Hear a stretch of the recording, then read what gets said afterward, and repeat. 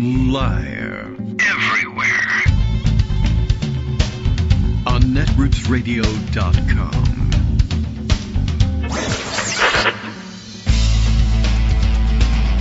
David Waldman. Kagro. In the morning. Now, here's David Waldman. Hey, good morning, everybody. How you doing? It is Tuesday, April 8th, 2025. Time to do it all over again and wrap up another. Well, I guess we're still kind of almost sort of wrapping up a wild weekend. There was just so much that's been going on. And I guess really, actually, it was the return from the weekend and Monday and the opening of the courts that has thrown everything into disarray today.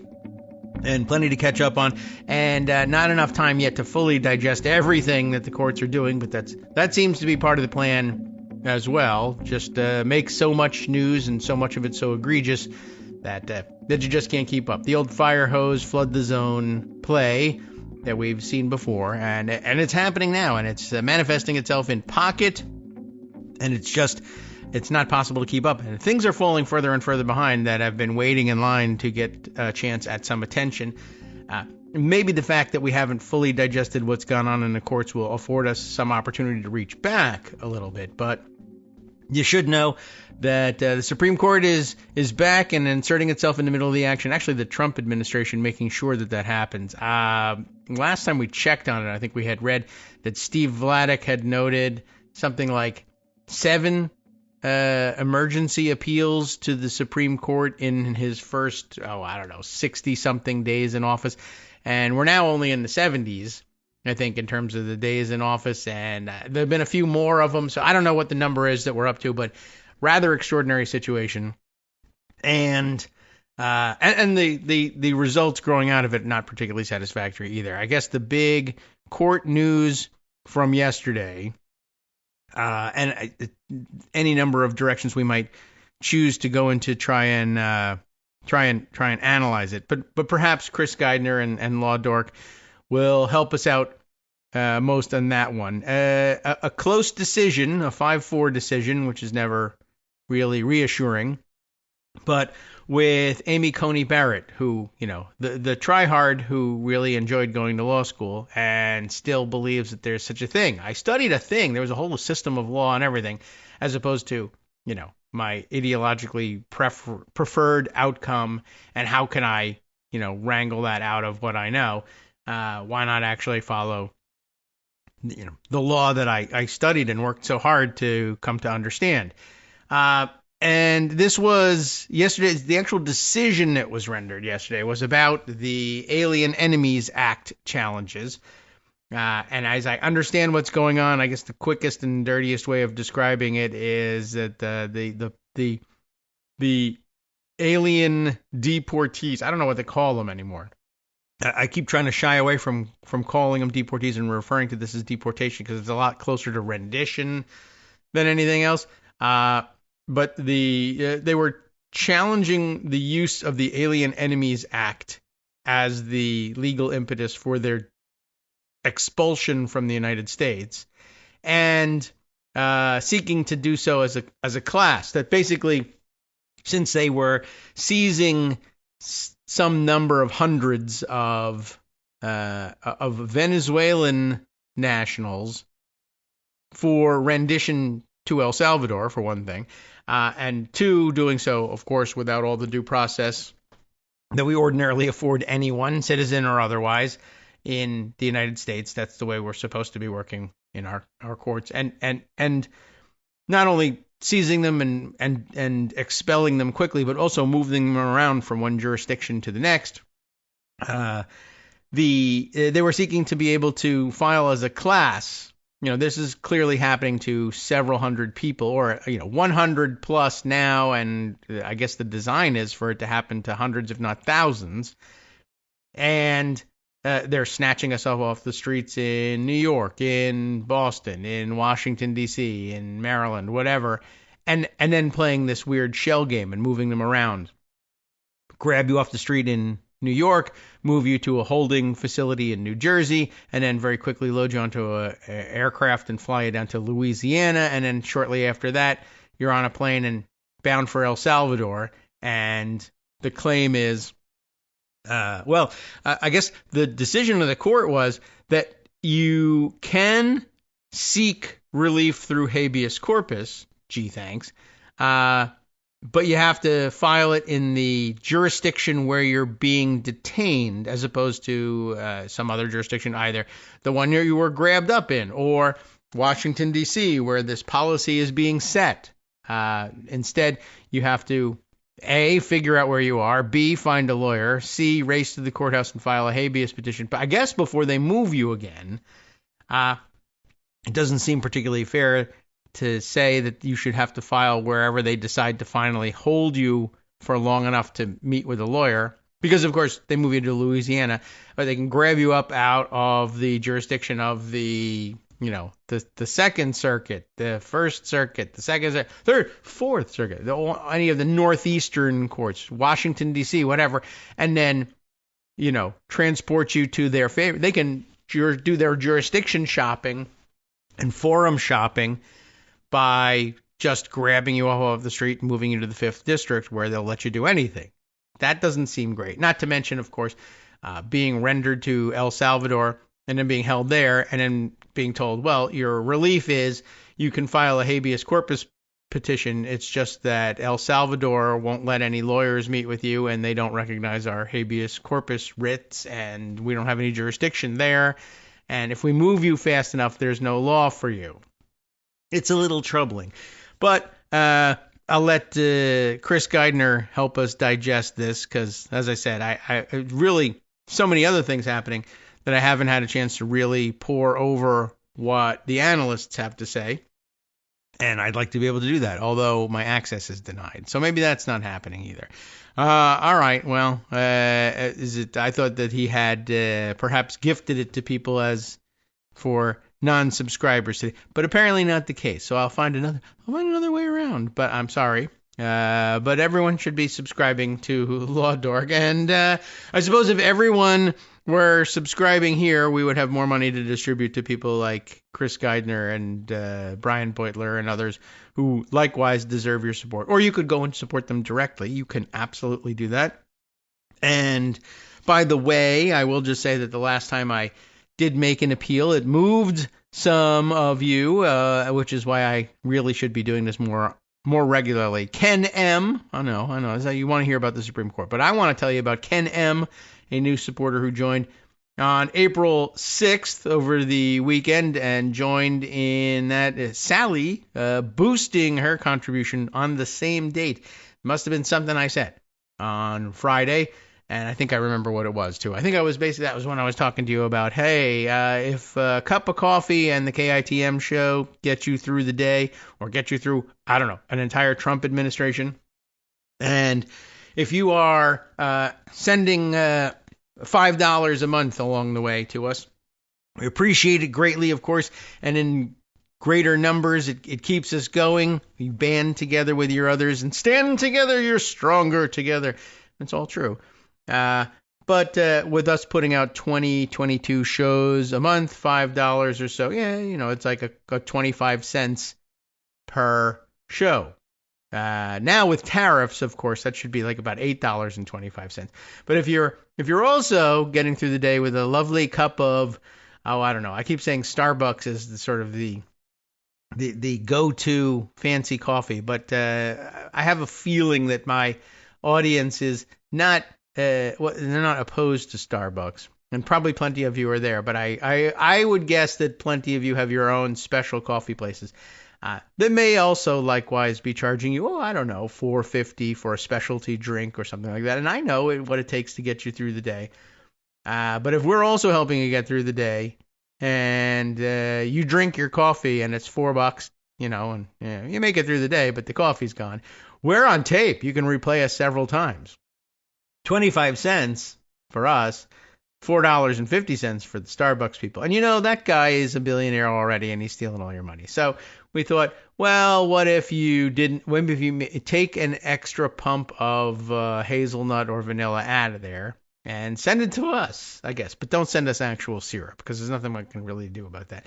Anyway, I made a lovely appeal and it resonated with a couple of folks and they stepped in and stepped up and I appreciate it. And now we can bring you news like this, even though I'm stealing it from Chris Geidner, who you should also send a cup of coffee to. And maybe he gets the whole cup of coffee, and we'll just get the pump of syrup. How about that? SCOTUS 5-4 backs Trump effort to end one route for Alien Enemies Act challenges. It's not all over. Side by side with this, I guess news-wise, was word that Chief Justice Roberts stepped in to put a pause on the Abrego Garcia case, the guy from Maryland that we've been telling you about for the last couple of days, who likewise rendered down to El Salvador, and he's got his own individual conditions to litigate, and had succeeded in getting the district court judge in Maryland to, recognize the horror of the situation and the lawlessness of the situation, and order that last night, by 11:59 p.m.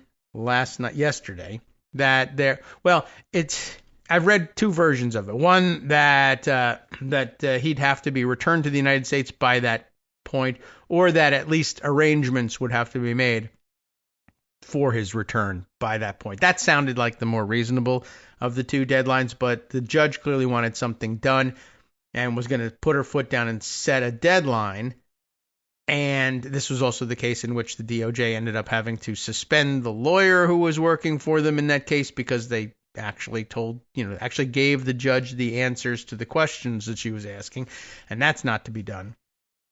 And the government appealed that decision and appealed the order and looked for a stay on her order, and couldn't get it from the Fourth Circuit panel, couldn't get it from the Fourth Circuit en banc, if I remember correctly, and then appealed on an emergency basis once again to the Supreme Court, and got Chief Justice Roberts, the circuit justice here, to say, all right, I'll stay the order pending further discussion here at the Supreme Court for us to decide, how are we going to handle this thing.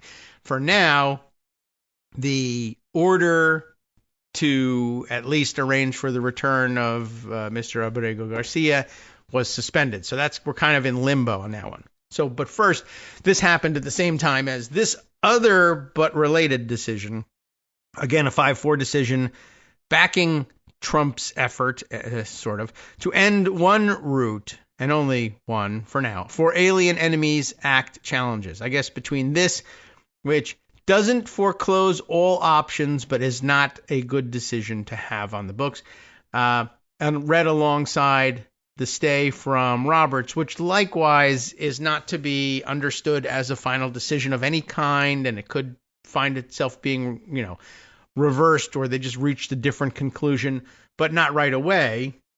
It'll be a big disappointment for It's Kilmar, right? Abrego Garcia, of course, not to be, back on a plane back to the United States. But it doesn't foreclose those out. It's not good. It's not fun to see. It's difficult conditions as it is for him. Worse, terrible for morale. But I did see a couple of lawyers more experienced in these kinds of cases saying, don't read too much into it yet. It's just preliminary. But yeah, this is the same Supreme Court that's likely to handle cases like this one, the Alien Enemies Act one, as a 5-4 case. On Monday, the 5 men on the U.S. Supreme Court, that's an interesting way of breaking it down, said that they would take President Donald Trump and his administration at their word. Oh dear, why? In litigation over Trump's use of the Alien Enemies Act of 1798. This despite the fact that these are the very people who have spent the past 24 days trying to avoid, manipulate, deceive, and at least one instance, outright ignore the courts in the litigation. The 4 women justices would do no such thing, and said, although Justice Amy Coney Barrett held back a little more than the others, understandable, she's more conservative than the others, on a 5-4 vote, and with an unsigned per curiam opinion, the Supreme Court that's interesting. The Supreme Court granted the Trump administration's emergency, yes, to vacate the district court orders that had been temporarily blocking Trump's unprecedented use of the Alien Enemies Act to deport Venezuelans who the administration has decided are part of a gang Tren de Aragua. The orders had been in place since the Trump administration began implementing Trump's proclamation on March 15th. At the same time, however, it is important to note, as both sides did, that there was significant unanimity hiding beneath Trump's, quote, victory on Monday. All 9 justices agreed that Alien Enemies Act removals, AEA removals, are subject to judicial review. I can't even believe it. That's like some sort of radical communist idea, the due process of law. Well, they all, thankfully, agreed that it should be subject to judicial review, and that the propriety of Trump's invocation of the law here was not addressed by Monday's decision, which is also an interesting hair to split. And the due process requires that anyone the administration is seeking to deport under the AEA should receive notice that they have been so designated and have an actual opportunity to challenge their AEA-related removal. So I guess what's still up in the air is we're not sure, and we're not saying that the AEA is properly being invoked here. We're just simply saying, I think they're simply saying, well, we're not going to allow you to certify as a class and just have one case brought that's supposed to settle all of your issues and each of you, the challenge to the rendition in one fell swoop, I guess. I don't know. I have no better way of putting it. But, for the sake, I don't really know that there's any individual conditions to any of them. Even if some of them are, in fact, actual gang members, I don't know that it makes any particular sense to say, well, this case will be handled differently. I think they'll all be handled the same way. Everybody gets the due process. Everybody gets judicial review. And I'm a little anxious to see, we should get on with it, what the more liberal justices said about venue for these things, and whether it just comes down to a basic disagreement over whether or not you should be able to essentially forum shop, the government should be able to forum shop by just, moving you to a district, to a circuit where they think the judges are more lenient in their view. More conservative for them, in other words, and move you someplace where all of your appeals will be denied, or whether you have some basic fundamental constitutional right to be tried where you're allegedly charged, but you haven't been charged with anything either at this point, and it's not a criminal citation anyway, it's a civil case, so it gets a little complicated and weird. Let's read on. So we did say, let's see, the order had been in place, right? We read about this. And all 9 justices agreed that there needed to be some judicial review, and also that they had not addressed the propriety, I guess, of the use of the AEA, and that all defendants should have an actual opportunity to challenge their removal. That unanimity is important, Chris continues, and does mean that this ruling could be more temporary than it is devastating. At the same time, though, there is much to question and challenge in the 5-justice majority's disturbing opinion, which said nothing about how those people sent to El Salvador's prison on those first 2 planes in March 15th are to address their claims. That's rather a big hole in the solution being proposed here, isn't it? Justices Sonia Sotomayor and Ketanji Brown Jackson both warned in their dissents, Sotomayor in a part joined by Justice Elena Kagan and Jackson, that the court's decision is, quote, dangerous.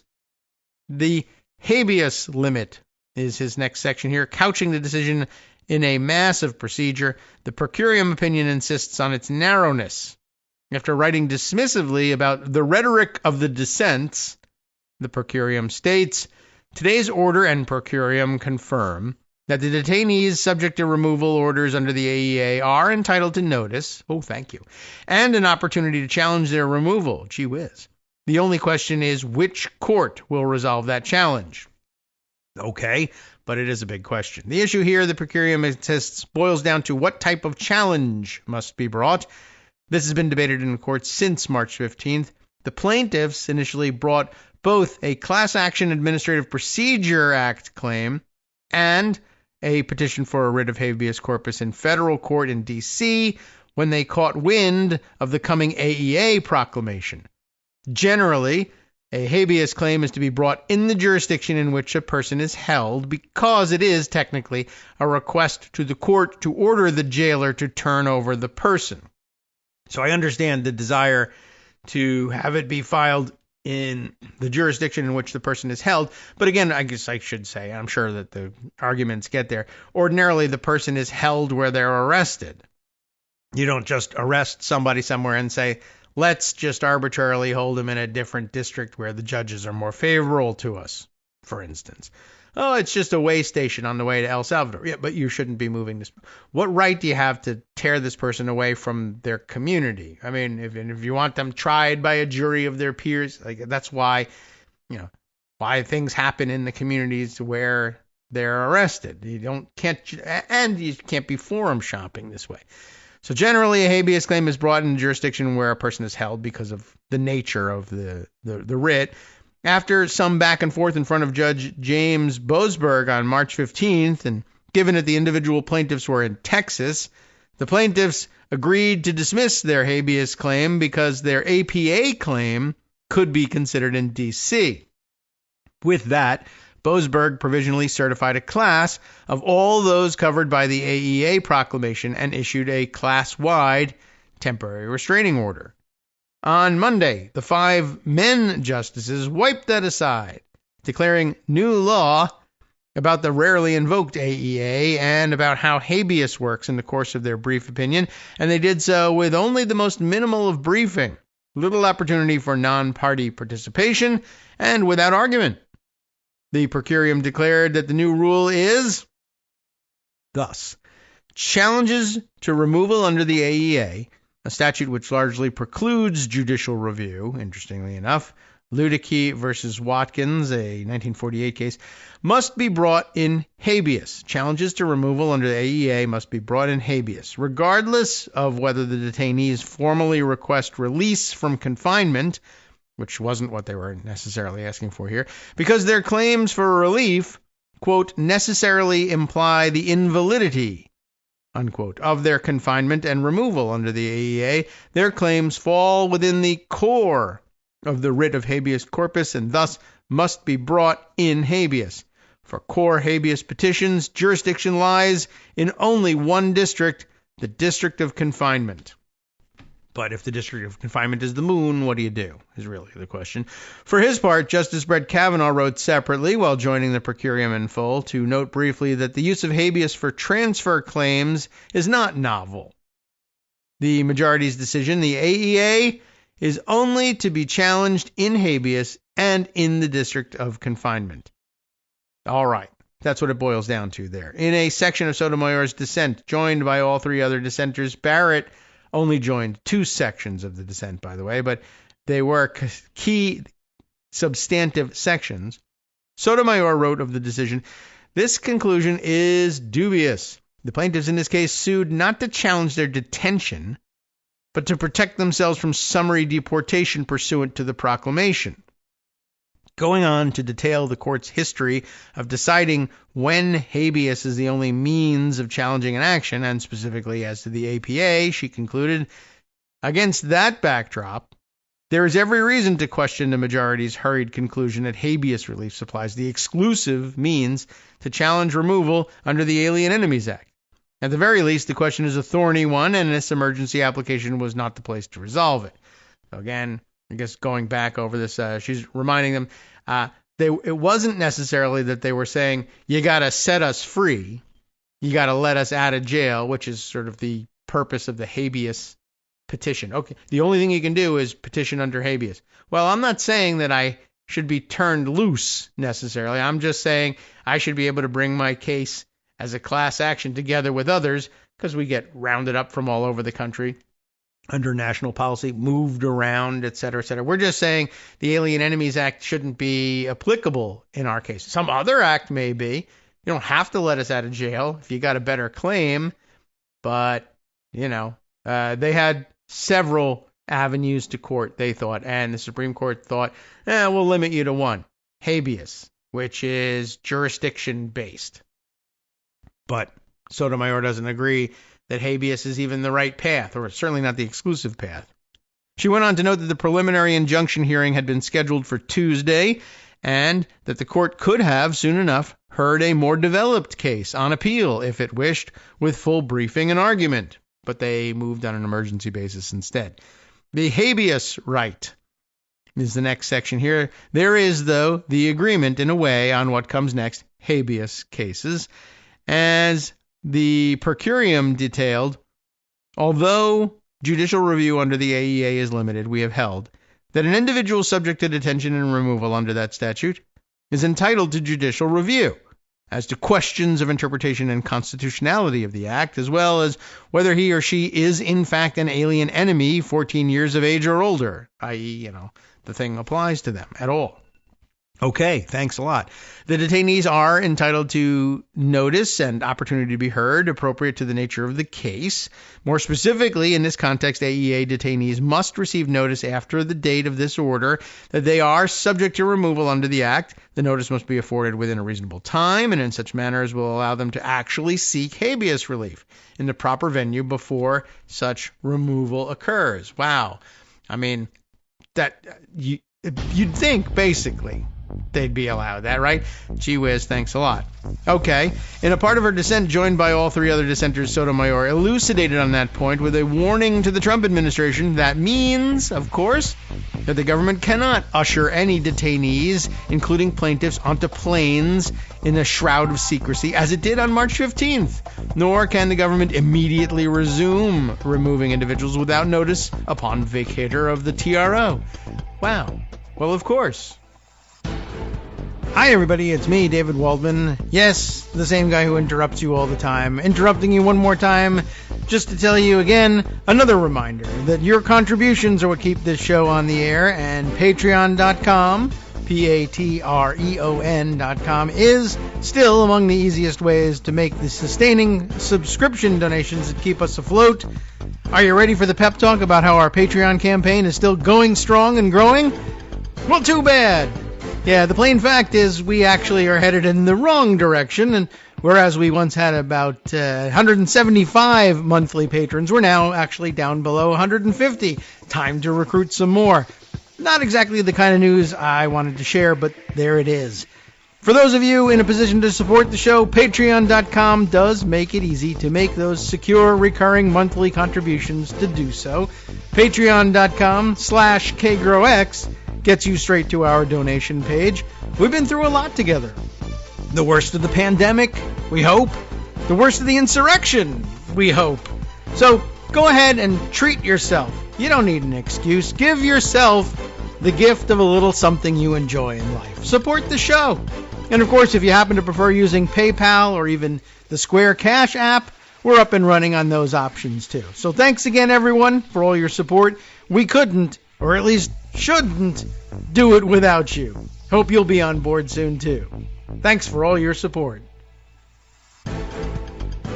All right, welcome back now to the Kagro in the Morning Show here on Netroots Radio. We've only managed to discuss this one thing so far, but it's an important one. And Chris Geidner likes to go into detail about these things, and it's important that we understand, to the extent we can, the detail of what's being discussed, because it'll come up again and again and again. So we were in the middle of part of Sotomayor's dissent here, which makes an awful lot of sense, but apparently isn't the law of the land at the moment.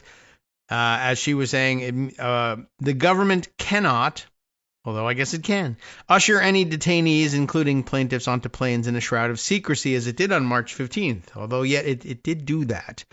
And this order doesn't undo that. And it does say that all 9 justices still agree, well, you shouldn't be able to just snatch people up off the street and put them on planes under a shroud of secrecy and ship them out of the country. There needs to be some judicial review. Okay. I mean, in that sense, it's a step forward, because I don't know that the Trump administration actually acknowledged that. Remember, I mean, I don't know what they were saying in court. I don't know whether they acknowledged this. I assume so, or else there wouldn't likely have been unanimous agreement that it was the case, but you never know. I'm not certain whether they were in court arguing, there doesn't really need to be any judicial review here. Just trust the president. There's Article 2 powers here, and he's exercising them, and, get the F out of our way. That could very well have been their argument. Okay, so we had said, you're not allowed to just snatch them up and under shroud of secrecy ship them out of the country, nor can the government immediately resume removing individuals without notice. Right, okay. As it says, as it promised the D.C. Circuit it would do. And I'm not certain here whether they're saying the government promised we're going to start immediately removing individuals without notice.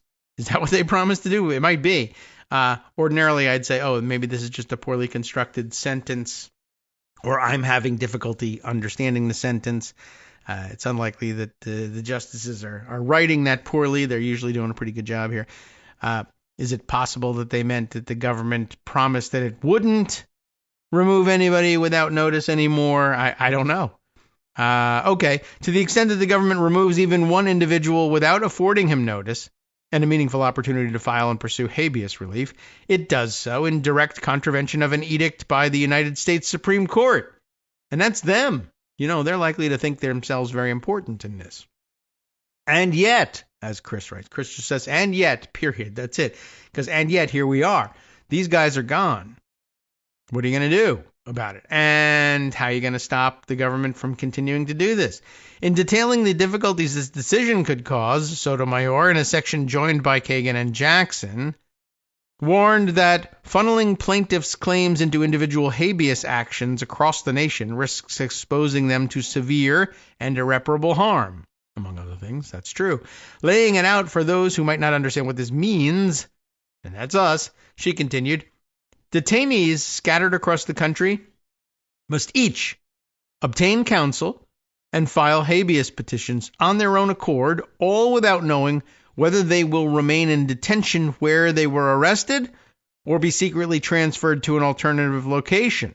That's an interesting point, too, right? Even if you manage to find a few minutes to try to contact a lawyer, and it's not been clear that they've been able to do that throughout their custody. You're snatched up in New York.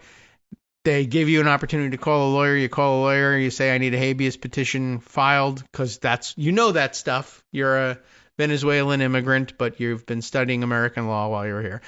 But a lawyer might know. And offer to do that for you. And by the time they've typed up the motion, you're in Louisiana or Texas. Whereupon they say, well, if you want to file a habeas, I decided not to do any accent for that one. Depends on where you land. But if you want to file a habeas petition, you're going to have to do it here in this district, not in New York where you retained a lawyer. Well, they moved me. You can't, it shouldn't be the case that you can just move your detainees and render the legal work that's been happening on their behalf void by doing it. But here we are. The unaddressed harms is the next section here. The majority did not address the harms it was causing to those on the March 15th flights. Isn't that something? Those who have benefited or those who would have benefited from the APA class, or to others, or the issues that it was leaving unaddressed. The majority opinion avoids addressing the facts, including the many, many, many alarming actions from the administration in implementation of the AEA proclamation and in its defense of the litigation challenging that. Leaving Sotomayor to lay out the administration's March 15th behavior for everyone to finally see. There's the ongoing contempt proceedings, right? You got to tell us where these people are or else you'll be held in contempt. You got to do something. You got to follow our orders. Maybe I don't. Ongoing contempt proceedings. The overlapping case before the justices over Kilmar Abrego Garcia's administrative error removal to El Salvador. That's still out there. In a disturbing paragraph joined by Kagan and Jackson, but I guess again here not Barrett, Sotomayor wrote, what if the government later determines that it sent one of these detainees to CICOT, the prison in El Salvador, in error, which, the government hasn't determined that, but the rest of the world has clearly determined that. Though they said there was an error, it wasn't whether or not he was a member of the gang. we still believe that to be the case, even no one else does. The error was, we erroneously ignored the previous standing court order not to deport this person. Anyway, what if the government later determines that it sent one of these detainees to seek out an error? Or a court eventually decides that the president lacked authority under the Alien Enemies Act to declare that Tren de Aragua is perpetrating or attempting a, quote, invasion against the territory of the United States. Remember, that's still a very tenuous claim. It's extremely stupid, in fact. But the court may end up buying it, but that's not been determined yet. So that's the basis for this whole thing. What are these people doing in a different country at this point? The government takes the position that even when it makes a mistake, it cannot retrieve individuals from the Salvadoran prisons to which it has sent them. I find that remarkable. I think most people do. And I know that the claim here from the administration is, well, forcing us to do so interferes in our Article 2 powers to conduct diplomacy with the Salvadorans, our exclusive right to conduct that diplomacy. But it's not diplomacy. It's a contract dispute. You've paid the Salvadoran government to warehouse people that you've sent them. And that bucket of rights that comes with the contract includes, one, the right to ensure that the contract is being performed satisfactorily. And, any number of things could figure into that. A normal administration would, I assume, would want to ensure that the people were treated in accordance with the federal government's understanding of human rights, for instance. Although they may differ in El Salvador, presumably, well, not this administration, but any other administration probably wanted to ensure that people were held under conditions that were materially similar to what they might otherwise experience in the United States, which is not good, but at least would be presumably constitutional. But in addition to all this, I guess they're really not, neither the government nor the judges that I can see so far have really spent any time considering the hypotheticals of the situation. Like, I know that this administration has no particular interest in protecting, say, the human rights of the people they are ejecting from the country. They certainly don't care to afford them their habeas corpus rights if they don't have to, et cetera, et cetera. But from the perspective of a supporter, a hypothetical, I hope, supporter of the program, you might ask, what guarantees do we have that the Salvadoran government is going to perform their obligations under this contract? If we want these people incarcerated in the Supermax prison, do we have any guarantees that the Salvadoran government is doing that?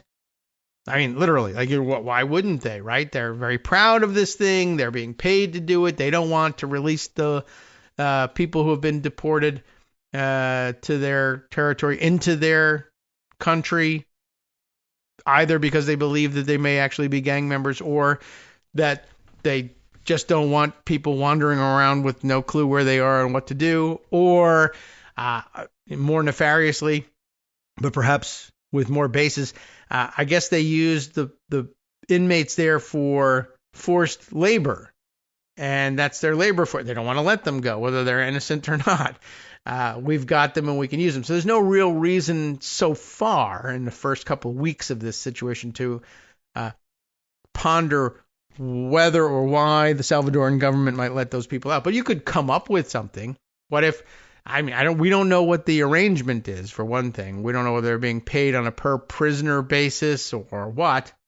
But even if it's not payment per prisoner, the fact that demand stays high for their prison space would be of interest to them. I mean, there's really no reason to believe it's happening, but you might ask, just like any lawyer would about any contract, well, let's imagine the hypothetical. Suppose the Salvadoran government collects a fee for bringing one of these prisoners in, photographs them, and presumably, I assume that the contract requires that we send, or that we receive from the Salvadoran government, some sort of proof that the thing we're paying you to do is being done.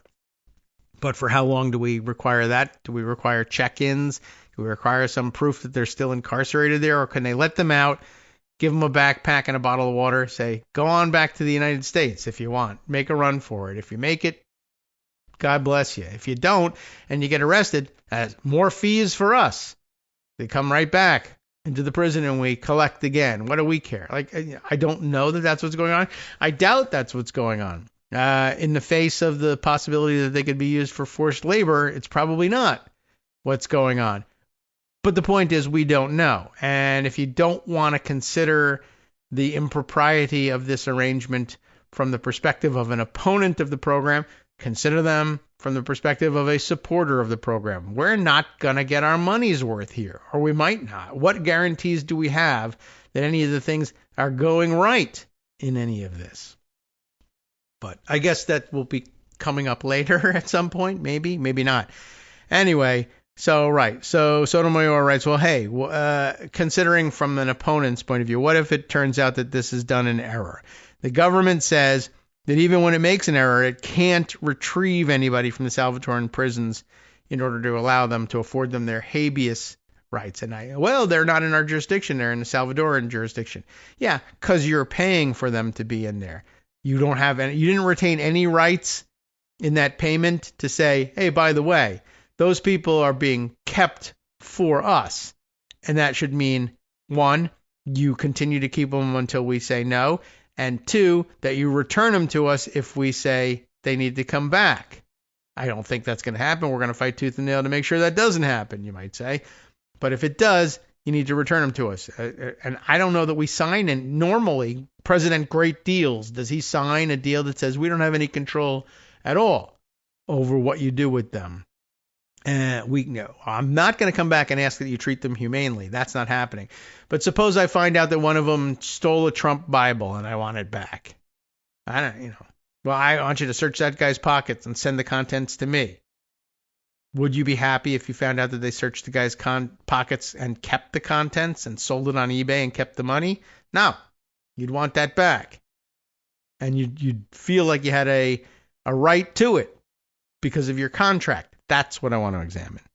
Anyway, Sotomayor goes on to say that the implication of the government's position is that not only non-citizens, but also United States citizens could be taken off the streets, forced onto planes, and confined in foreign prisons with no opportunity for redress if judicial review is denied unlawfully before removal. That's the problem with denying judicial review for anybody, right? Is it just a hypothetical? I don't know. Trump said on the plane ride back from his golf weekend this Sunday that, yeah, he could do that. And maybe he would be honored to do that. If the guys were bad enough, basically, is what he was saying. He said, yeah, sure. If they'll take, and then he then said, I don't know what the Constitution says about that, because he doesn't know what the Constitution says about anything. But I hope we could do that. I'd be honored to do that. And send some of their, what did he say? Their 20-time wise guys who push people in front of subway trains. That's happening all over the place, right? Sure. Anyway, history, she goes on to say, is no stranger to such lawless regimes, but this nation's system of laws is designed to prevent, not enable, their rise. Whoops. Well, in this case, enable. For her part, Jackson wrote separately, while joining Sotomayor's dissent in full, to add an important procedural counternote to the per curiam's attempt to minimize the issue to one of procedure. Jackson instead focused on the Supreme Court's procedure, condemning this fly-by-night approach to the work of the Supreme Court. She wrote, the President of the United States has invoked a centuries-old wartime statute to whisk people away to a notoriously brutal, foreign-run prison. For lovers of liberty, this should be quite concerning. Surely the question whether such government action is consistent with our Constitution and laws warrants considerable thought and attention from the judiciary. But this court now sees fit to intervene, hastily dashing off a 4-paragraph per curiam opinion, discarding the district court's order based solely on a new legal pronouncement that, one might have thought, would require significant deliberation. It was almost as if it were a major question sort of doctrine.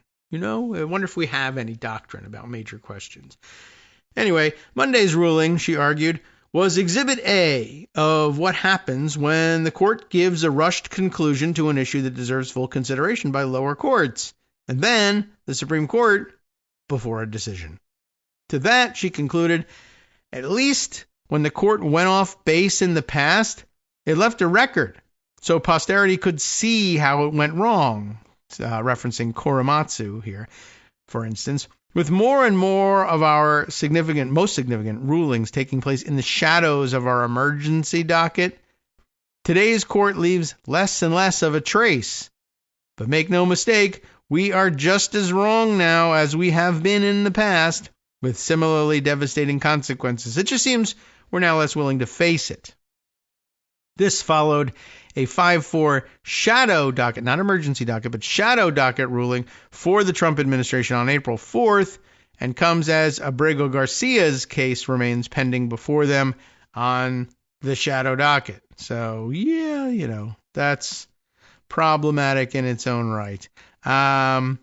So he links, by the way, to his own update regarding the Abrego Garcia case, and we might as well share some of that. I think we can actually maybe get through it, but where does he post this? Over on the Substack as well. Update, he says, just yesterday, Chief Justice John Roberts temporarily stayed the district court's order, setting a deadline for Kilmar Abrego Garcia's return. He still formulates it as return, so I guess I'm seeing that more and more these days. So maybe that was actually, in fact, what the order demanded: return from El Salvador, ordering the man's lawyers. This is what, I've interrupted here, so it makes no sense. But Chief Justice Roberts has stayed the order to return him and ordered the man's lawyers to file a response to his stay by 5 p.m. Tuesday. That's today. So in answer to the Trump administration's request that SCOTUS block the district court's order, it is temporarily stayed, but they want a permanent block, and by 5 p.m. today, the lawyers have to answer. At roughly the same time, however, Abrego Garcia's lawyers filed their response, although Roberts' order appears first on the docket. As such, the question is now back to the Supreme Court. No reply is required in the shadow docket requests, although one is often submitted. The court does not need to wait for a reply, so any reply should be submitted as quickly as a party thinks the court would need it or might act. This temporary stay, regularly called an administrative stay, is not a decision on the government's request. Of course, in this situation, a temporary stay, administrative or otherwise, is justice denied for Abrego Garcia, who never should have been removed and should be back, but it's not a ruling. An administrative stay is generally intended to give the full court time to consider the matter and act, even though they're really not taking that time. They're acting, but, I'm sorry, they are acting, right, but they're not taking the time. It's a different use of the acting there, but it also says little to nothing about what Roberts thinks about the merits, maybe. When there is an administrative stay, it always, by my recollection, Chris says, has come from the circuit justice to whom the application is formally submitted and not the full court. Justice Clarence Thomas, for example, regularly has granted administrative stays when necessary in capital cases, despite almost always ultimately allowing the executions to proceed. That's a good point. Let's see. That was an update. His original report on this stay, I guess, is, or maybe, let's see. Was his original report on Law Dork, was it about the Fourth Circuit's action or the Supreme Court action? The Trump administration's effort to block a court ruling that it would work to bring back a man. Effort to block a court ruling that it would work. That it work. Oh, I see. That it work. That the administration work. Block a court ruling that the administration should work to bring back a man the government admitted it improperly deported to El Salvador was rejected by an appeals court on Monday, but now the case is in front of the U.S. Supreme Court. Right. Okay. So that was the Fourth Circuit upholding the Maryland judge. We had heard about that by yesterday afternoon, but then quickly overshadowed by the Chief Justice's action. Okay, I think we're caught up on those two major Supreme Court actions just from yesterday. Gosh, there's an awful lot going on. So, let's see. Other things to add. I guess while we're in the area of the courts, we might as well throw this one in here. Can I read this from the New Republic? There's a lot of legal activity in the last couple of days, and some of it illegal activity. Just want to point that out. But the New Republic, who's reporting here? Hafiz Rashid. Yes. Oh, no, not yesterday, but April 4th. So the end of last week. And we had already put it aside by that point. The Trump administration just violated another court order. Oh, no. These are things that they're not supposed to be doing, of course. It gets worse, the subheader says. The order found that the administration was covertly withholding millions of dollars in, this is a totally different area of law, millions of dollars in FEMA funds, you know, those emergency relief funds, from blue states. Basically, what everybody has always suspected that Trump wanted very badly to do overtly, but had either to date not done or found some other clever way of doing it that disguised exactly what was going on. But now they're just overtly saying no emergency measures, no emergency relief funds for states that didn't vote for me in the Electoral College. That's your problem, right? You've got to figure that was coming now that he is overtly withholding all federal fundings that he can remember about anyway from states like Maine and looking for ways to inconvenience people in Maine through federal programs because he dislikes their governor. All right. What's going on? A federal judge ruled last Friday, that the president violated a court order, oh no, to stop freezing federal funds by withholding Federal Emergency Management Agency relief to at least 19 states. By the way, once again, every Republican accusation is a confession, right? Leading up to the election, what was the big complaint?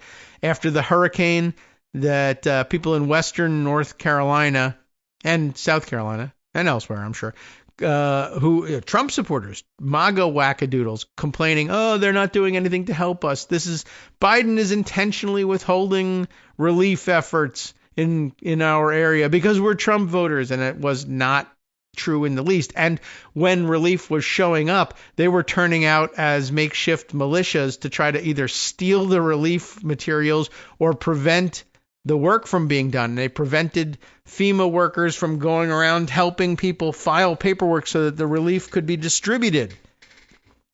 They got in the way of it so that they could level these accusations. And then, of course, as soon as they got in, by the way, lots of help still not forthcoming in Western North Carolina. So those people got screwed there. But in the meantime, if you happen to be in a blue state and you suffer a natural disaster, he's just going to turn the spigot off at the White House level. Because they did it, so we deserve to be able to do it back, except they didn't do it, and you shouldn't be doing it back, and two wrongs don't make a right. All right. The judge, remember, is finding that that he violated a court order, that Trump violated a court order to stop freezing federal funds from FEMA, which he had done to at least 19 states. The judge said that the Trump administration seemed to be making a covert effort to punish states whose immigration practices differed from the White House, right? If you didn't love cooperating with his immigration program, you're not going to get any money when there's a natural disaster. U.S. District Court Judge John McConnell issued an injunction in March on behalf of 23 states that sued the federal government after the White House moved to pause aid to states, ruling that the move fundamentally undermines the distinct constitutional roles of each branch of our government. On Friday, McConnell found that the Trump administration disregarded the court order. Wow, isn't that interesting? With at least 19 states, all of whom have Democratic attorneys general presenting undisputed evidence that they were not receiving FEMA funds already appropriated by Congress. Now, it wasn't because they had Democratic attorneys general that they weren't getting the assistance. It's just that they happen to have it, which is interesting because I think they said there's 23 states where this was happening, but 19 states filed. I wonder if it's happening to 23 states that, were in the blue column in the Electoral College, but some number of them, 4 of them have Republican attorneys general, so they weren't joining in the suit, maybe. Is that supposed to be the implication? Oregon, for example, still hasn't received $120 million in funds meant for winter storms, flooding, landslides, wildfires, and flood mitigation. Hawaii said FEMA has yet to deliver $6 million to rebuild after wildfires devastated Maui in 2023. For its part, the Trump administration claimed that it was creating a new review process for allocated funding. So what? It was appropriated. Give the money out. The states, however, said that they weren't being given their funds since early February, which McConnell ruled was a clear violation of the order. The judge noted that this appeared to be in accordance with Trump's executive order barring, quote, sanctuary states from receiving aid. This isn't the first court order the Trump administration has violated. We know that. And it probably won't be the last. But with a weak Congress, the judiciary is the only check on the president's power right now. And in this case, millions of Americans struggling to recover from natural disasters are the ones who are suffering. Will there be accountability? Well, no, probably not. Because the accountability is somebody from the administration is held in contempt of court and sits in jail until the money is released, except they just aren't going to do that to government officials. At least it's not been done, and there's no indication it would happen, and the Supreme Court would intervene anyway. So that's out there. Also in the legal spotlight, I wanted to share with you a story from Detroit, the Detroit Free Press, but I need to take a free moment to take a 1-minute break up at the top of the hour. When we come back, I'll tell you what's going on there. That, too, I guess fits more squarely under the harassment of law firms rubric than, like alien removal and the question of whether due process is always going to be guaranteed or not to certain kinds of detainees. Anyway, but yeah, just like he's shaking down the big law firms and saying, I will cancel any federal contracts with any clients who continue to retain you unless you promise you'll never have any DEI and also give me $100 million worth of pro bono work. That's still happening, though people are pushing back, but there's another avenue. All right, welcome back now to the Kagro in the Morning Show here on Netroots Radio. Let's dive into our next legal issues here. Am I going to be able to read this directly from their website or not? The Detroit Free Press, which, it's not free, but they're letting us read this article for free. It's very nice of them because they're for freedom. The Detroit Free Press reports, thanks to Teresa Baldas, on, let's see, is it updated this morning? Yes, it was, as a matter of fact, but published originally yesterday. Lawyer for protester, and we're in the Detroit Free Press. Detroit's in Michigan, University of Michigan. Doesn't, occur to everybody exactly right away. Lawyer for protester detained at the airport after spring break trip with family. Now, this is the lawyer, not the protester, right? A university protester taking a spring break, that's to be expected. Lawyers taking a spring break trip with their family? Well, no. But that's what happened. Just so happens he decided he wanted a vacation right around the same time that the college kids want them. Anyway, here's what's happening. A lawyer's spring break trip to the Dominican Republic. And I mean, why call it spring break trip? I mean, it's probably his kid's spring break. That's true. But you make it sound like he's doing this frivolously. Anyway, a lawyer's trip to the Dominican Republic with his family ended on a troubling note at Detroit Metro Airport on Sunday. He was detained by federal agents, questioned about his clients, and asked to give up his cell phone, he says. Which, what? What do you mean? In this country, we're not supposed to. be doing this stuff. We're angry at you for representing clients in actions against the federal government, and we're going to detain you at the border. Why? Well, to harass you. Just to see if we can get you to stop representing people and making us lose cases. Wow. Dearborn attorney Uhm Elon, who is representing a pro-Palestinian demonstrator who was arrested at the University of Michigan last year, stood his ground. He didn't give up his phone, which, good, you're not supposed to have to, and it's a good thing he's a lawyer, and that certainly helped, and most people might perhaps have felt pressured to give up. But it is an interesting note that if you actually, know what's going on and know the law and know what your rights are, it takes a long time, but you can, in fact, tell them to go take a hike in the end. I'm an American citizen. I'm not worried about being deported, Elon said. That's, and that's an advantage here. That's what he said. He recalled thinking to himself in the airport's interrogation room. So I tell him, I know you can take my phone. I'm not going to give you my phone, however. 90% of my work is on my phone. You're not getting unfettered access to it. What followed was a 90-minute back-and-forth verbal tussle between Elon and two federal agents, and that's got to be intimidating for non-lawyers, right? Who, he said, ultimately released him without taking his phone, but looked at his contacts list instead. And I don't know how they did that without getting a hold of the phone, but whatever. For the 38-year-old civil rights and criminal defense attorney, it was a daunting experience that he says highlights the troubling phenomenon that's occurring across the United States. Lawyers are getting targeted for handling issues the administration of President Donald Trump disagrees with. That's all there is going on here. The administration is doing something that no administration has done. They're attacking attorneys is the title actually of the next section here. I assume that's something that he says in the course of getting through the next section. Elon's airport experience comes in the wake of a memo that President Donald Trump issued and thinks is binding in some cases to the U.S. Justice Department last month, in which he directed the agency to seek sanctions against attorneys alleging they are helping fuel, quote, rampant fraud and meritless claims in the immigration system. And what the hell? Anywhere else you might find it. That's the bit that Elon said irritates him. He's not an immigration lawyer, he says. So why did the government want his phone, he asks. Not that that would help, even if he was one. The current administration is doing something that no administration has done. They're attacking attorneys, Elon said. See, I told you he would say that.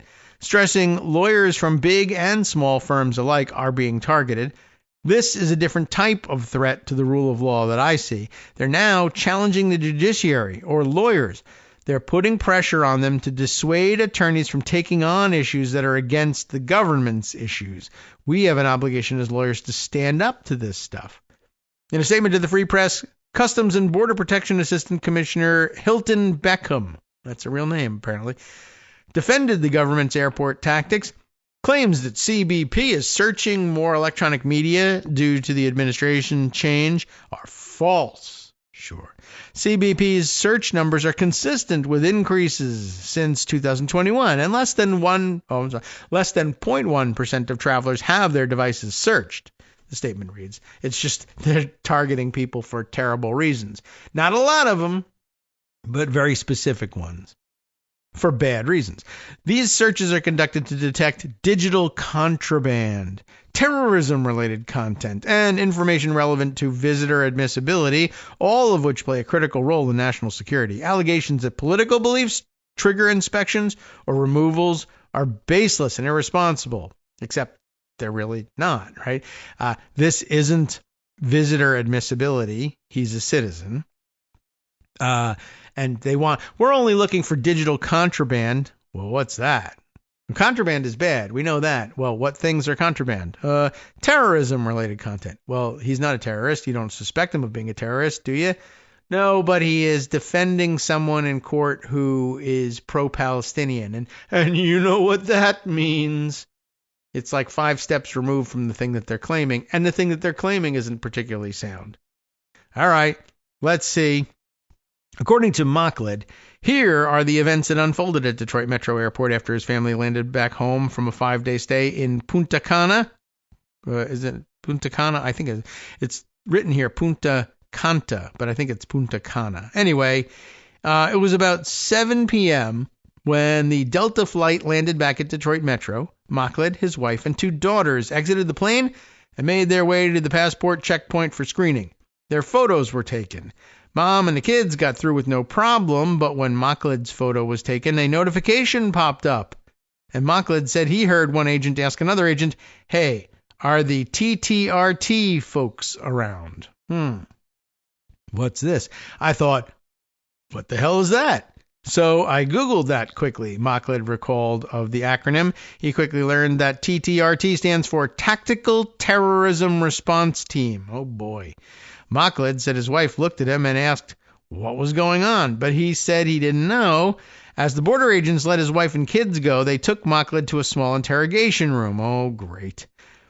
While in the interrogation room, Mokhlid said a man in plain clothes entered and began speaking to him. He said he recalls the man telling him, "We know you're a lawyer. We know you take on big cases." Ooh, you know that? Well, Mokhlid said he responded, "I said I'm not a famous lawyer. Let's get to the bottom. What's the issue here?" According to Mokhlid, there were 2 men in the room with him. One told him it's a federal crime to lie to a federal agent. "I'm aware of that," Mokhlid said, "but you're not identifying yourself. So 1, I don't know you're a federal agent, and 2, he's not lying about anything." One agent handed him a pamphlet about confiscating phones at the border. "Here, read this. Now give me your phone." Mokhlid, who is familiar with the law, said he was well aware that the government can confiscate one's phones for a period of time and then give it back. But he said he told the agents he wasn't going to let them have his phone because it contained privileged information with all of his clients. So, he said, the agents asked for a list of texts that he believed to be privileged.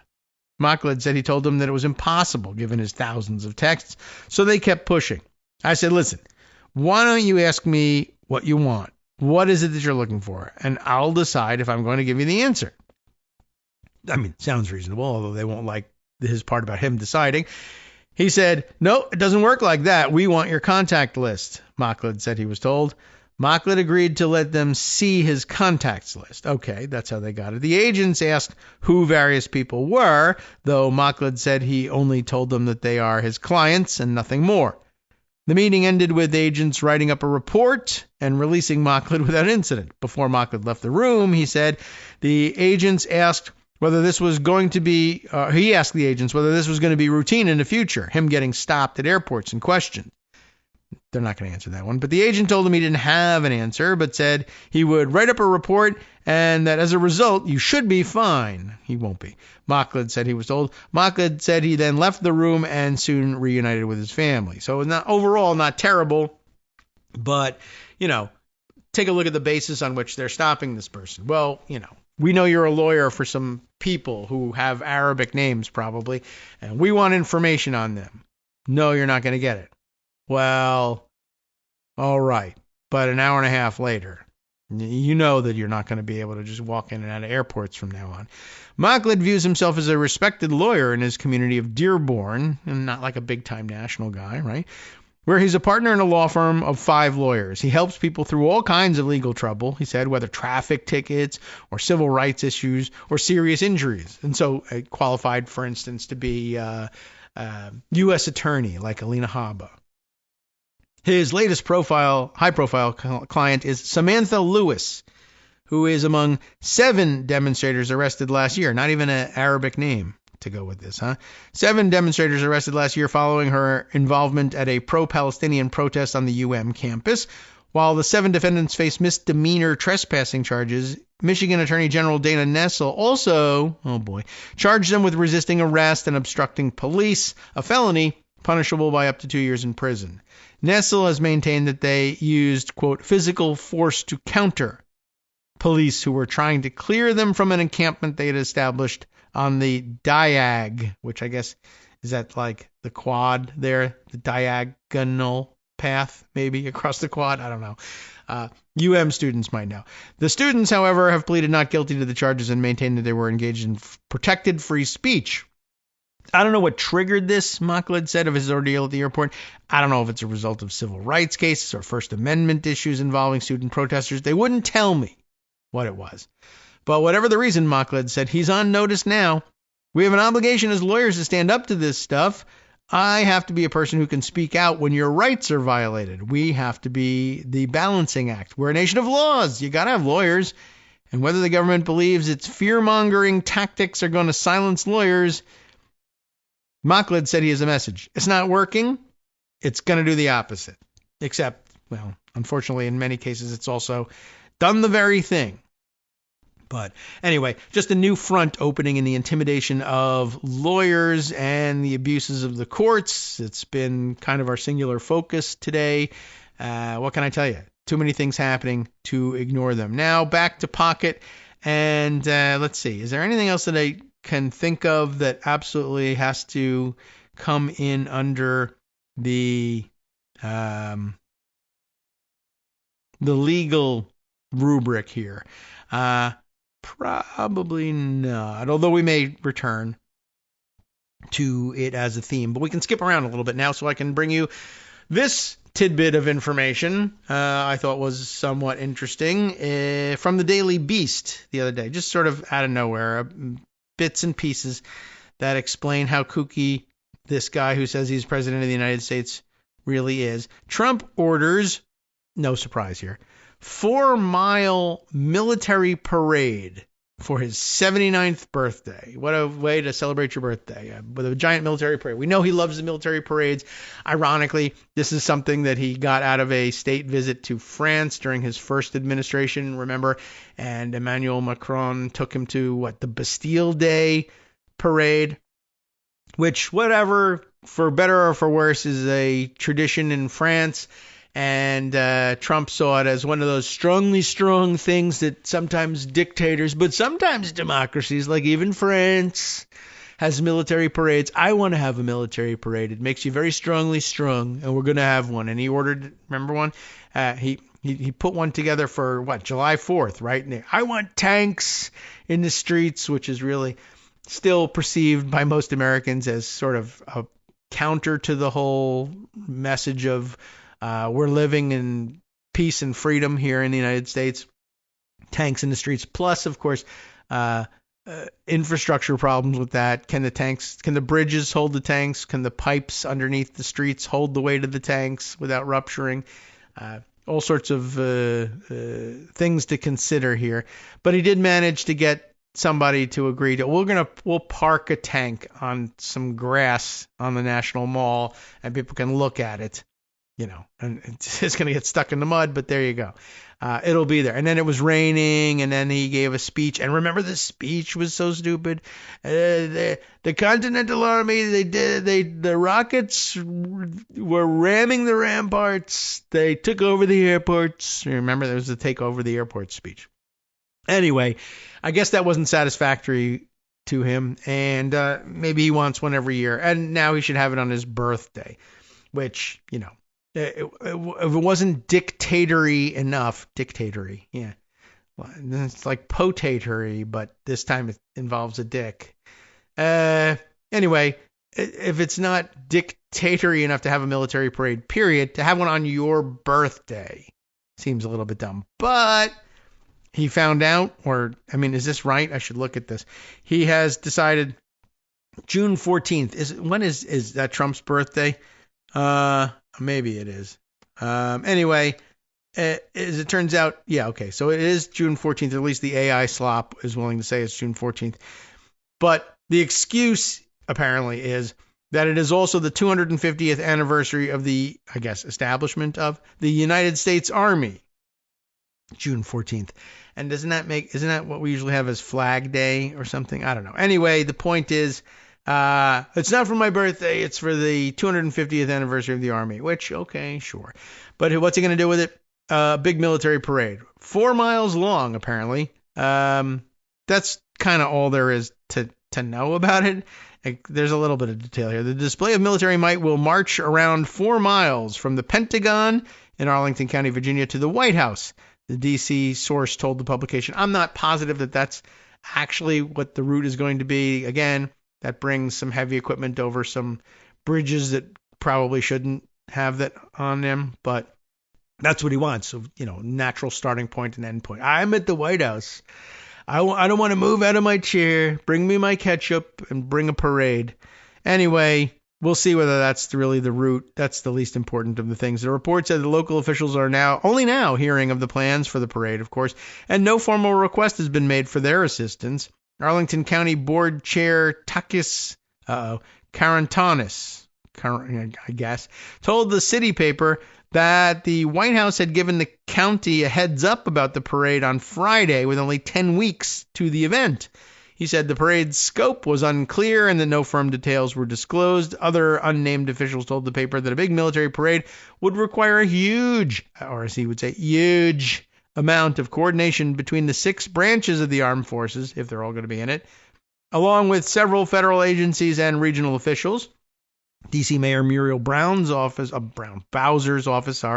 said the White House did not immediately, the office and the White House did not immediately respond to requests for comment. I'm sorry I even bothered to read that. That's not even information. All right. President Trump previously pushed for a grand military parade in 2018 during his first term in the White House, but it was stymied by estimates that the event would cost $92 million, according to the Associated Press. The event had been slated to include tanks, fighter jets, and historic military planes. The plans emerged after Trump's 2017 visit to France, where he witnessed the Bastille Day celebrations, which included displays of heavy military machinery. Trump said the U.S. is going to have to try and top the French display, according to the AP. When that parade failed to materialize, Trump pushed for tanks to be displayed in D.C. during Independence Day celebrations in 2019. You remember the whole thing. We got it right. The Salute to America pageant contributed to the event, costing taxpayers over $13 million. No tanks were included in the same event the following year. But there you have it. That's what he's got in mind. A 4-mile military parade is not necessarily going to occupy all 4 miles all at once, but marching 4 miles for no particular reason. Not my birthday, but the anniversary of the U.S. Army. And I just wanted to note that, like I said, it's pretty dictatory. And it wasn't the old accusation about everything Biden was doing that they opposed. So you only see that in banana republics. Where do you see 4-mile long military parades for the dictator's birthday? Well, I'll leave it up to you. I don't know whether it was for his birthday or not, but Anwar Sadat has something to say about the wisdom of attending gigantic military parades when you are walking on eggshells. Anyway, just letting everybody know that's out there too. All right. There's an update of sorts. Maybe I can long story short this one from The Guardian. Just to let you know, SignalGate, still a real thing. The new bit here is an exclusive to The Guardian. Hugo Lowell says, or at least his headline writer says, how Jeffrey Goldberg got added to that White House Signal group chat. They figured it out. They did a whole thing. Remember, Mike Waltz was saying, it got sucked into my phone. I need a forensic investigation. I was hacked. Somebody pulled a trick on me, right? He has no idea how Goldberg's phone number ended up on his phone.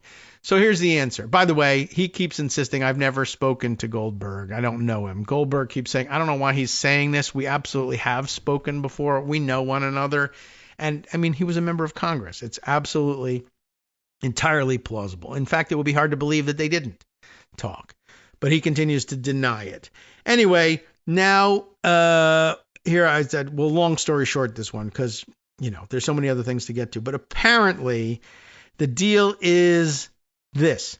At some point during the campaign, Goldberg is writing a story. He reaches out to the Trump campaign for some kind of comment on something. It doesn't even really matter, but it's all documented here, what it is.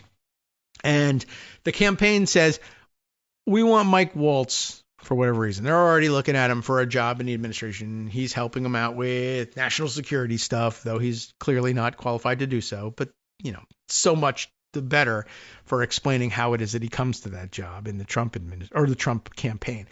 Trump campaign says, we want you to respond to this reporter who's asking questions. It's Jeffrey Goldberg.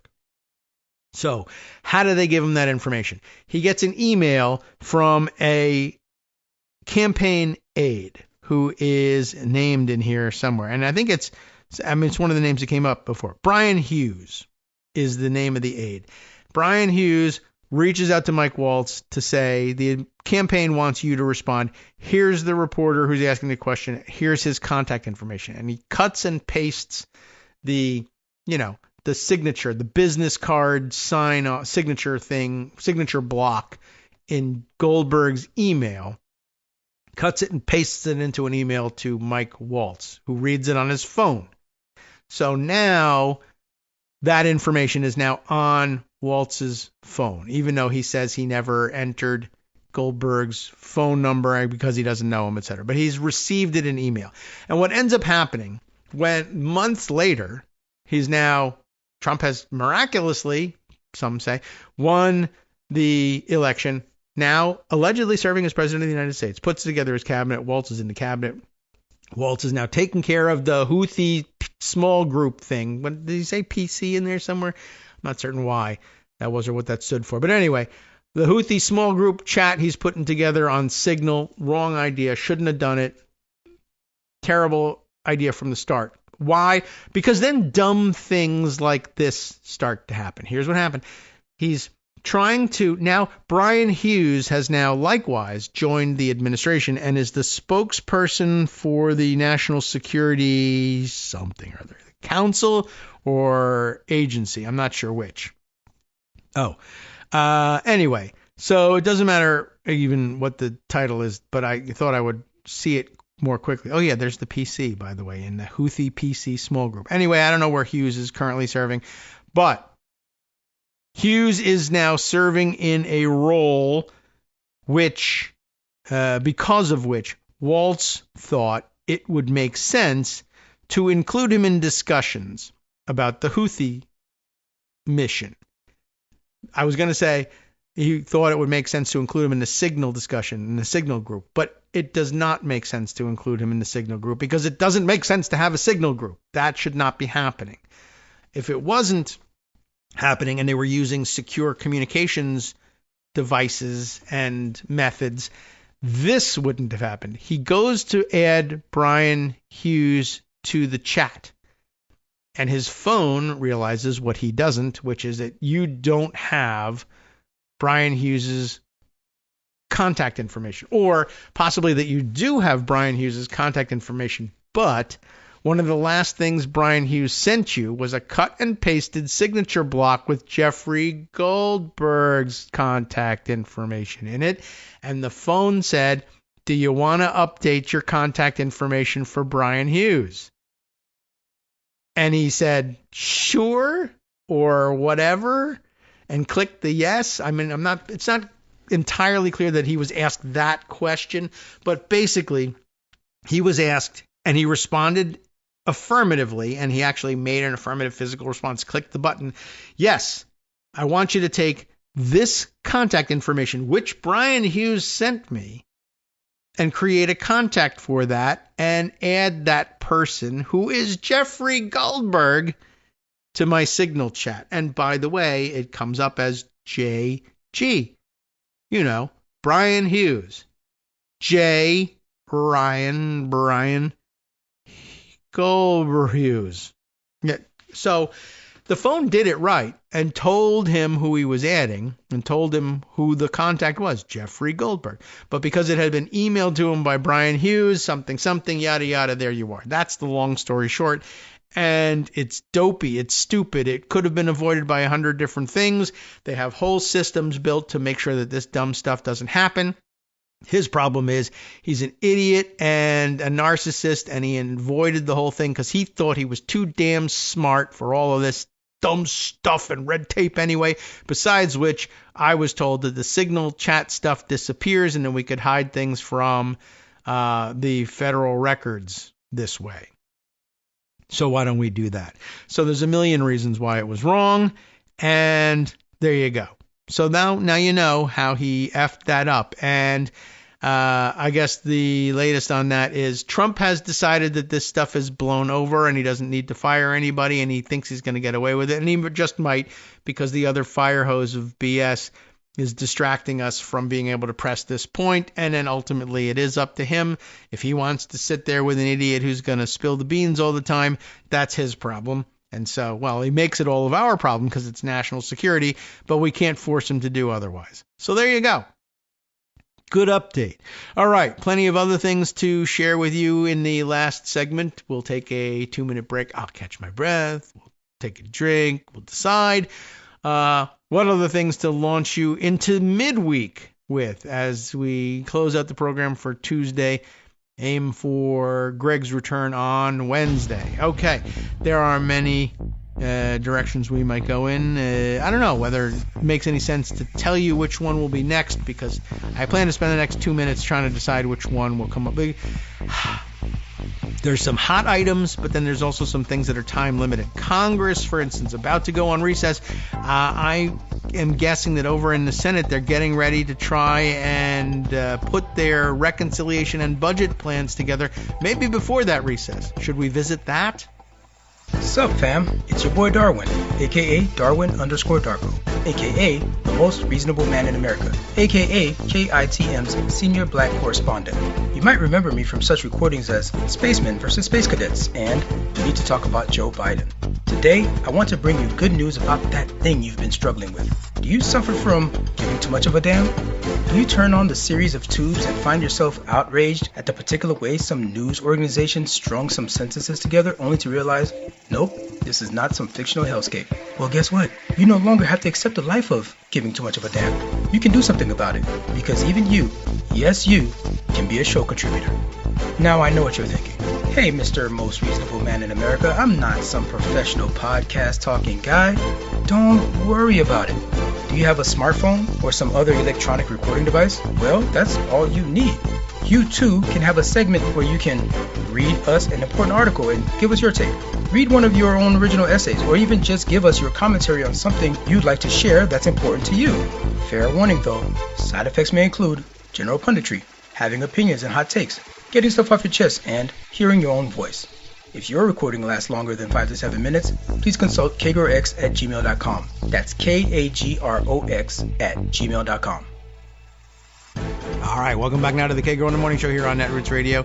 So many different directions we could go in, but I think maybe we have to get this on the record here. Oh, by the way, and I'm seeing more things happening with Ina Paulina Luna's discharge petition foibles. And I guess I might have to put that aside too.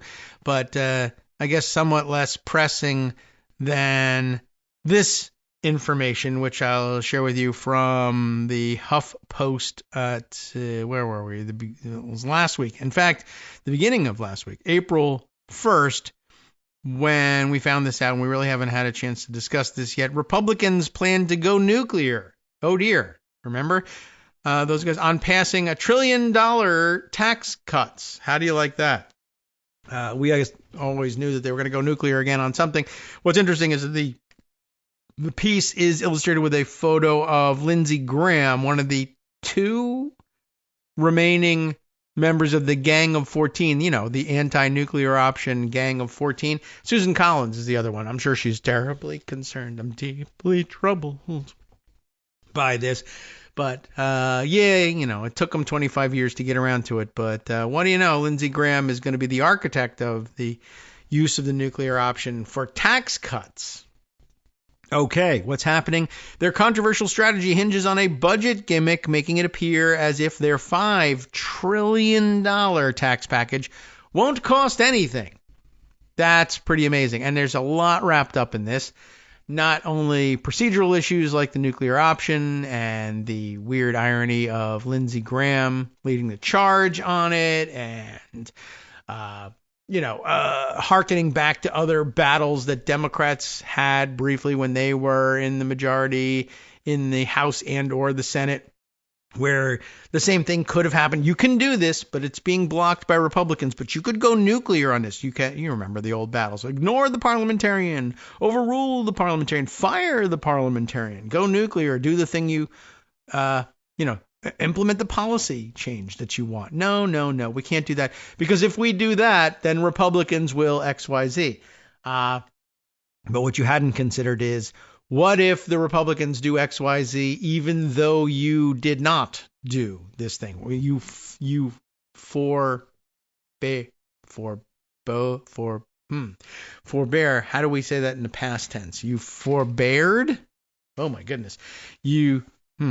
Anyway, I don't know why that's so confusing to me, but you did forego at the time the use of the nuclear option to achieve your policy ends, in the hopes that you would freeze the status quo in place and the Republicans would likewise be considerate of you. Well, we can't do it, you think they'll say, because the Democrats didn't. And if we say that they did, we'll be found out as hypocrites. Well, guess what? Anyway, they haven't done it yet, and maybe it's just a threat. It's just interesting to see it come to this. But also wrapped up in all of this is, the move for a $5 trillion tax cut package.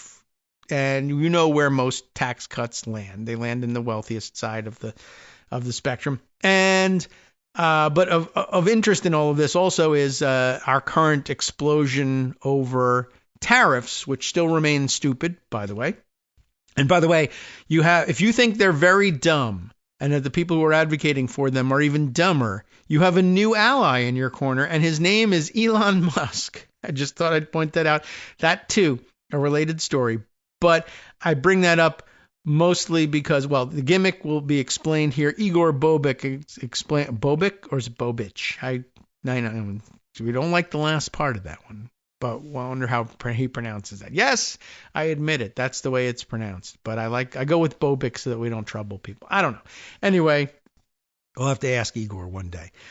The reason I bring up the tariffs, a lot of people, like I said yesterday, the copium, whatever, as we were terming it on Wall Street.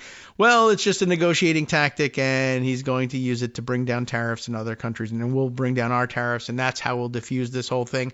Maybe. I mean, it's a plausible idea, and, kind of comports with the way he's worked in other areas, and in this one, in the past, certainly delaying things a lot. I'm going to, put this off for another 90 days, another 90 days, although it's been 30 days rather than 90. Anyway, that could happen, but it's less likely to happen given that it appears to me, I've been hearing I've been hearing them break wind, breaking news about the wind or something. I don't know. How are you going to put this?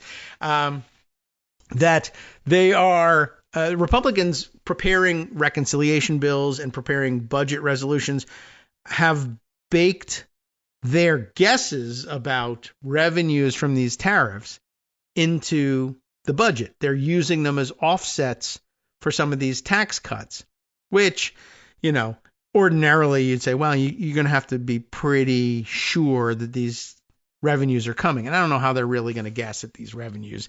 And they're going to be off because, people are going to just stop trying to import these goods. You say you're going to levy, whether it's a 10% tariff or higher on any of these countries, there's elasticity involved. Remember that stupid formula? They were trying to show that there is elasticity involved. There's going to be a point at which importers are going to say, I just want less of this stuff. And producers abroad are going to say, I'm just going to ship less of this stuff. You can't just take how much of this stuff came in last year, and let's assume the same amount comes in now with tariffs, multiply that by 10% and just say this is how much we're going to raise, because it's going to be less than that.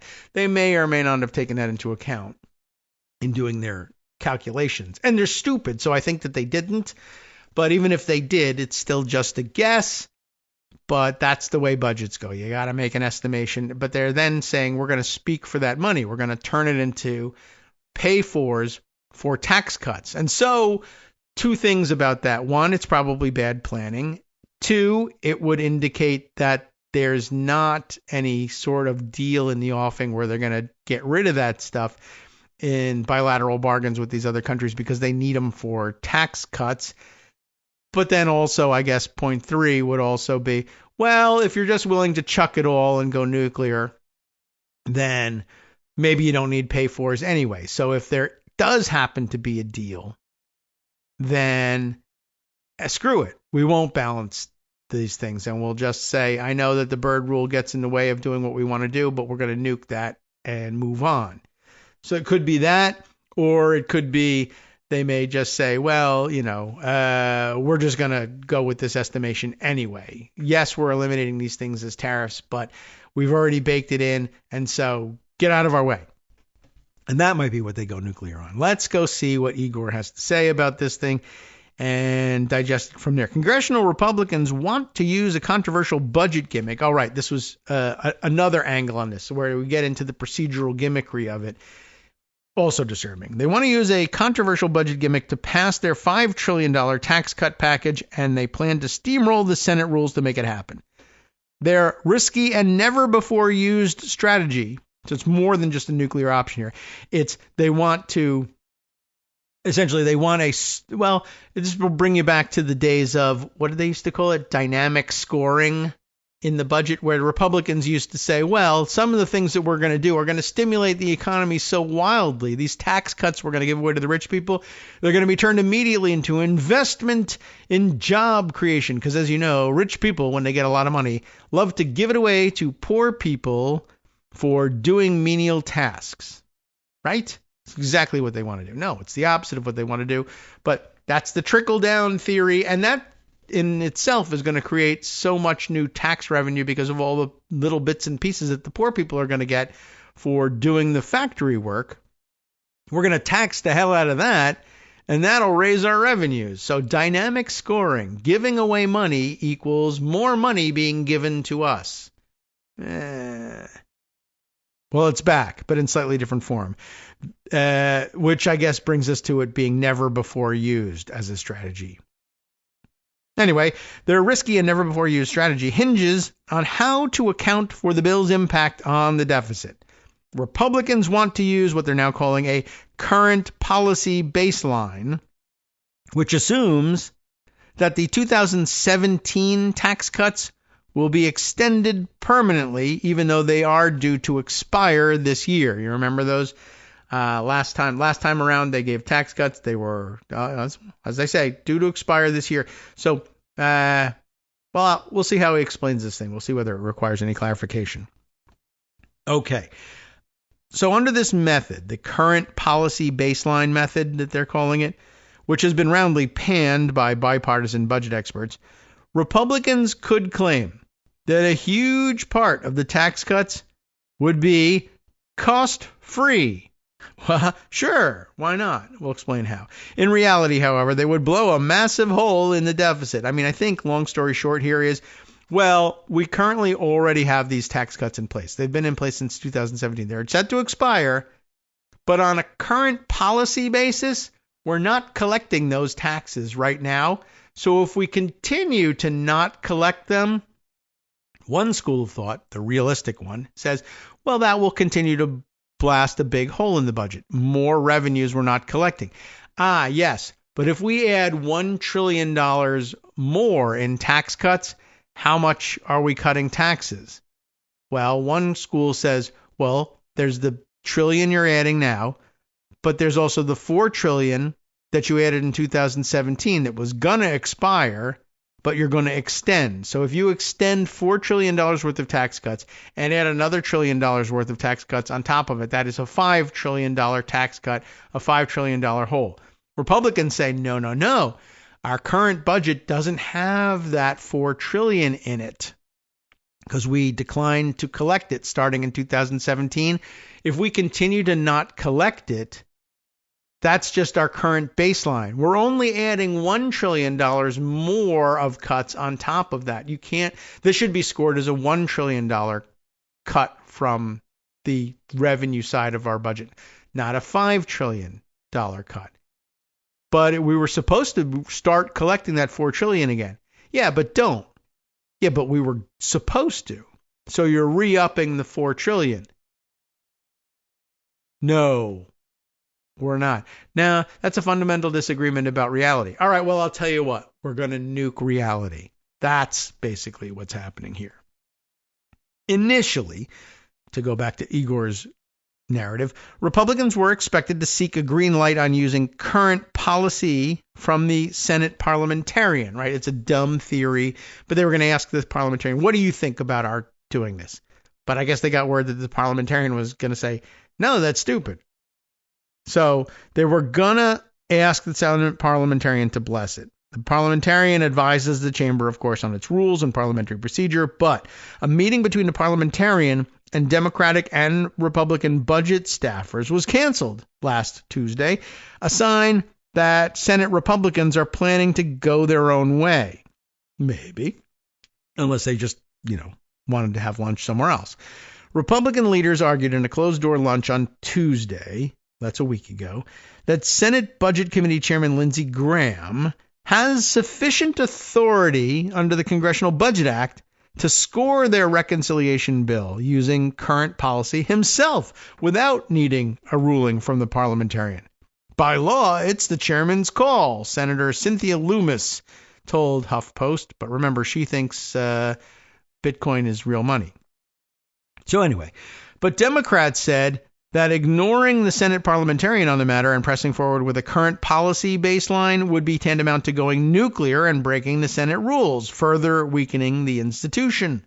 Oh no, that would be going nuclear. It shows that Republicans are so hell-bent on giving these tax breaks to the billionaires that they're willing to break any rules, norms, and things they promised they wouldn't do. Oh no, I can't believe that Senate Minority Leader Chuck Schumer thinks they promised not to do that. That is unusual. Republicans are adding magic rules to their magic math, Senator Elizabeth Warren added. At the end of the day, none of this will work. A $4.7 trillion tax giveaway to billionaires will cost $4.7 trillion. And cuts to Medicare, Social Security, and Medicaid will be real and cost millions of people around the country. Republicans will face obstacles to this approach, however. Democrats are sure to challenge it on the Senate floor by mounting a parliamentary inquiry. They may require near total unanimity on the Gops side of the aisle to overrule the parliamentarian's ruling and keep intact their budget resolution, which is expected to come up for a vote this week, which is, in fact, now. This week. That's, or I think that they were referring to last week. Did they do it? I think they may have, in fact. But on Saturday, while we were all distracted by everything else. You know what? I think that may actually be the case. That's unless Republicans structure the inquiry in such a way that they technically wouldn't be voting to overrule the parliamentarian, an aggressive move that would make some Gops senators uncomfortable. But I don't know. I think I forget what happened. But the outcome, as I recall seeing some reporting over the weekend that they took care of this stuff in a vote-a-rama on Saturday, which is highly unusual, both that they'd be there and that people wouldn't be paying rapt attention to what was happening. But there were the protests and there were the tariffs, and maybe that was the idea, and I do not know. Anyway, the way it's going to be set up, it says here, is it's not overruling the parliamentarian. It's a parliamentarian inquiry. It's really a parliamentary inquiry as to whether or not the budget chairman can do this. Senator Lisa Murkowski said of the GOP plan. We would not be overruling the parliamentarian. We would be supporting the interpretation of the chairman. But the Alaska Republican seemed skeptical about how this would all work, saying her party's strategy is not yet fully gelled just yet. Senator Sheldon Whitehouse, a member of the Senate Budget Committee, said Republicans were risking failure by not getting all their ducks in a row with the Senate parliamentarian. It's better to find out now rather than take such a big bet and risk it all blowing up in the future, he told HuffPost. But I did see reported somewhere that a vote-a-rama had in fact taken place recently, and the vote-a-rama would only have happened in connection with a budget resolution. So let's see, did we see something in the recent past here? Senate Republicans pass budget blueprint after all-nighter session. I can't believe we have somehow missed out on discussing that. Budget plan with dueling tax spending targets okayed in the Senate from roll call. And we'll take the roll call version of things because they tend to get more technical in their discussion about procedure. Budget plan with dueling tax and spending targets okayed in the Senate. The next stop is the House, where GOP leaders face a perilous path despite a bigger vote cushion. Is that right? Bigger vote cushion? Okay. The Senate adopted a fiscal 2025 budget blueprint early Saturday, while most people were getting ready to go to protests, along party lines, mostly, after a debate that began the night before, teeing up the House for a climactic final vote next week. That's now this week. Okay. Republicans beat back numerous amendments en route to adopting the measure on a 51-48 vote. So they missed out on two of their Republican votes, but they didn't materialize on the other side of the aisle. They were just absent, I guess. One person did switch. Let's see. Rand Paul voted no, as he's long promised due to the resolution's allowance for raising the statutory debt limit by up to $5 trillion. Maine's Susan Collins was the other GOP no vote. Oh, I guess they did cross over, but I thought, 51-48. All right. Well, there were definitely somebody was absent there. But I thought we had did do Republicans? It's 53-47 normally. Well, might have been a Democratic absence plus 2 crossing over. So Collins was deeply troubled and was also a no vote, having earlier expressed concerns about potential Medicaid cuts later in the reconciliation process, but not saying how she'll vote. Collins is up for re-election in 2026, of course, in a now Democratic-leaning state. No Democrats voted for this thing. GOP leaders survived a few close shaves on amendments along the way, losing the maximum 3 votes that they could afford on their side on Democratic efforts to protect Medicaid from steep cuts. They didn't need Vice President JD Vance to break any ties thanks to the absence of Patty Murray, who was with her husband as he received care in the hospital. Understandable. And, of course, she could have abandoned him in the hospital only to then lose the vote anyway because JD Vance could come in and ruin it. So you can understand that, I think. The debate got off to a late start a little after 8 p.m. Friday, but soon picked up the pace and finished a little after 2:30 a.m. on Saturday. The House is scheduled to take up the resolution now this week before adjourning for a 2-week recess on Thursday afternoon into the teeth of these tariffs and the collapsing economy. By the way, how's the Dow doing this morning? Anybody want to tell me? Assuming the House can adopt the resolution, committees in both chambers will finally have their marching orders to start drafting the big, beautiful budget reconciliation bill the party leaders have promised since before President Donald Trump's inauguration in January. And now Trump is very into saying it's going to be one big, beautiful bill, even though that doesn't mean anything in particular. The measure would include a massive package of tax cuts, increased military, border security, and immigration enforcement spending. Lots of detail now emerging about that. That's quite scary, including something like a $30 billion increase in, or more in the amount of money being allocated for the construction of, those temporary summer camps that they'll be putting all of the rounded up immigrants into. They've like an enormous, gigantic increase in spending on that. Plus, Trump yesterday running around saying, we're going to have, for the first time ever, nobody could ever believe it, it's something like you've never seen before, $1 trillion budget for the military. $1 trillion just for the military. We're going to have a space force just for the space force. That's what, okay, sure. Anyway, what happened to all that cost cutting from Doge? I don't know. Anyway, the point is this.